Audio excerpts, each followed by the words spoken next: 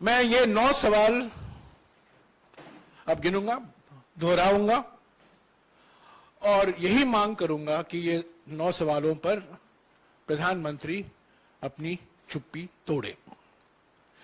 पहला सवाल अर्थव्यवस्था से संबंधित है।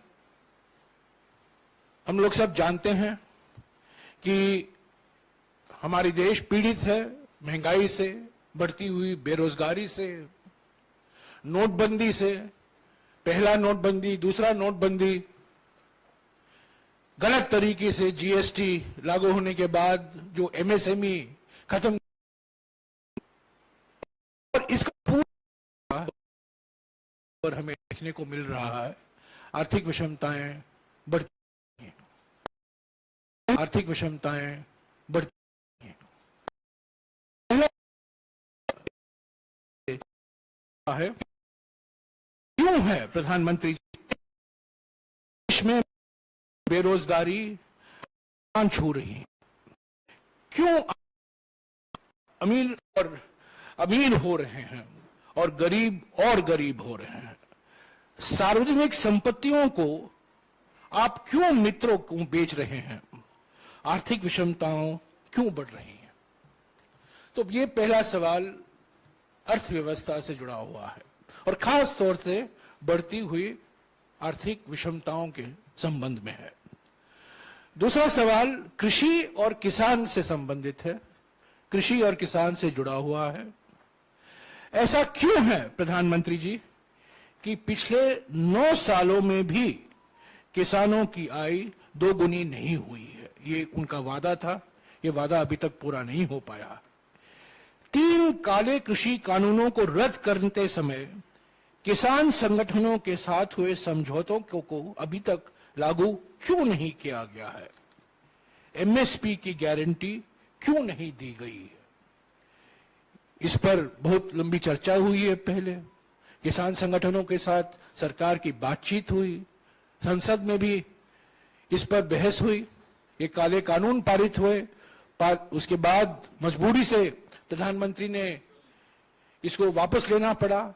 तब के समय कुछ बातचीत हुई किसान संगठनों के साथ, और आज भी रद्द करते वक्त जो वादे किए गए थे, जो गारंटी दिए थे, आज तक वो पूरे नहीं हुए हैं। तीसरा सवाल प्रधानमंत्री से, ये तीसरा सवाल पिछले 3-4 महीने से हम कर रहे हैं।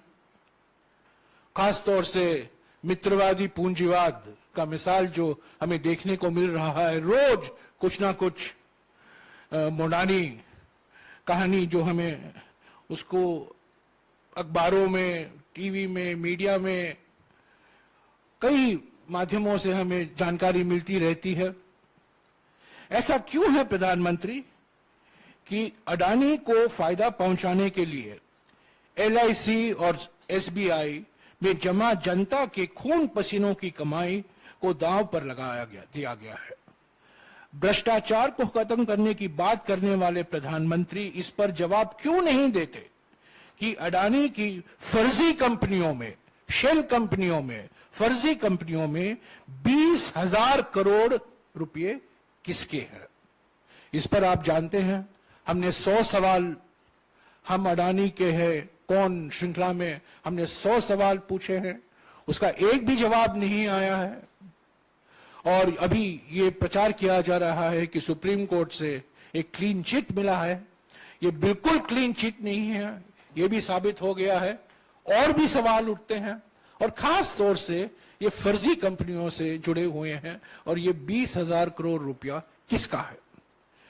चौथा सवाल भी राहुल जी ने बार बार भारत जोड़ो यात्रा के समय उठाया था, हमने भी उठाए हैं, बार बार हम उठाते रहते हैं।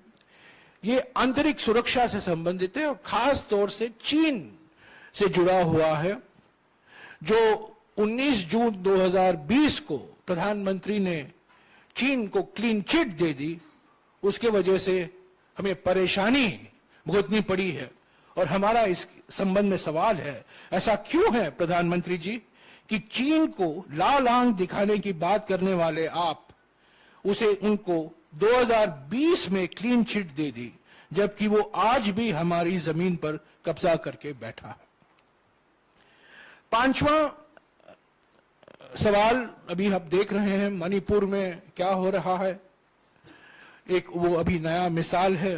और भी राज्यों में ध्रुवीकरण फैलाया जा रहा है, हिंसा फैलाया जा रहा है। सामाजिक सद्भाव जो बिगड़ा है, सामाजिक सद्भावना जो बिगड़ा है, उस पर यह सवाल है।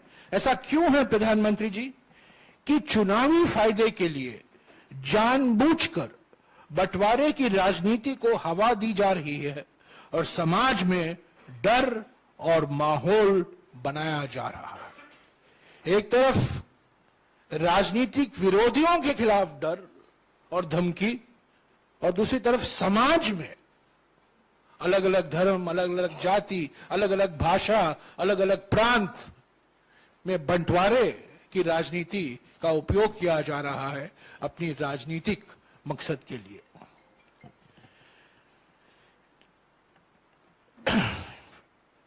छठा सवाल है हमारा सामाजिक न्याय से संदर्भ में। ऐसा क्यों है प्रधानमंत्री जी कि महिलाओं, आप देख रहे हैं जंतर मंतर में, ऐसा क्यों है कि महिलाओं, दलितों, आदिवासियों, ओबीसी और अल्पसंख्यकों के खिलाफ हो रहे अत्याचारों पर आप चुप रहते हैं? जाति जनगणना, कास्ट सेंसस, वो जाति जनगणना की मांग को क्यों नजरअंदाज किया जा रहा है?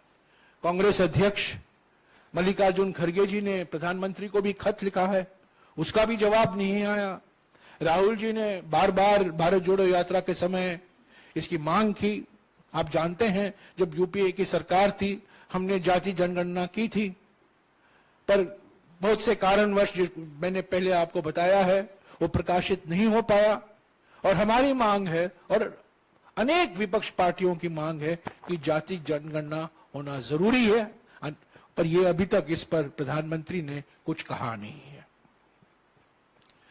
लोकतांत्रिक संस्थाएं पर अगला सवाल है। ऐसा क्यों है प्रधानमंत्री कि विपक्षी दलों और नेताओं के खिलाफ बदले की भावना, प्रतिशोध की भावना से कार्रवाई की जा रही है? क्यों जनता द्वारा चुनी हुई विपक्षी दलों की कई सरकारें गिराई गई हैं? पिछले 9 सालों में संवैधानिक और लोकतांत्रिक संस्थाओं को क्यों कमजोर किया जा रहा है? 8वां सवाल, जन कल्याण की योजनाएं, मिसाल के तौर से महात्मा गांधी नरेगा। ऐसा क्यों है प्रधानमंत्री कि बजट में कटौती करके मनरेगा जैसे जन कल्याण की योजनाओं को कमजोर किया गया है? गरीब, आदिवासी एवं जरूरतमंदों के सपनों को क्यों आप कुचला जा रहा है? और हमारा अंतिम सवाल, प्रधानमंत्री को हम याद दिलाना चाहते हैं, कोरोना मिसमैनेजमेंट आज हम भूल गए हैं, पर एक समय था कोरोना महामारी से सारा देश पीड़ित था। ऐसा क्यों है प्रधानमंत्री कि कोरोना के कारण और खास तौर से कोरोना मिसमैनेजमेंट के कारण, कुप्रबंध के कारण 40 लाख लोगों ने अपनी जान गंवाई। 40 लाख लोगों की मौत के बाद भी उनके परिवारों को मुआवजा देने से मना कर दिया गया। क्यों अचानक लॉकडाउन करके लाखों कामगार साथियों के घर को घर जाने के लिए मजबूर किया गया और उन्हें उनके हाल पर छोड़ दिया गया? तो साथियों, ये 9 सवाल हैं, 9 साल के 9 सवाल, भारत जोड़ो यात्रा के 9 सवाल, राहुल जी के 9 सवाल, हमारे कांग्रेस अध्यक्ष के 9 सवाल, कांग्रेस पार्टी के 9 सवाल और देश की जनता का 9 सवाल। तो ये 9 साल हैं, 9 सवाल हैं, और प्रधानमंत्री को, खास तौर से प्रधानमंत्री को चुप्पी तोड़ने की अभी वक्त आ गया है और जरूरी है। वीके न्यूज, राष्ट्र के नाम।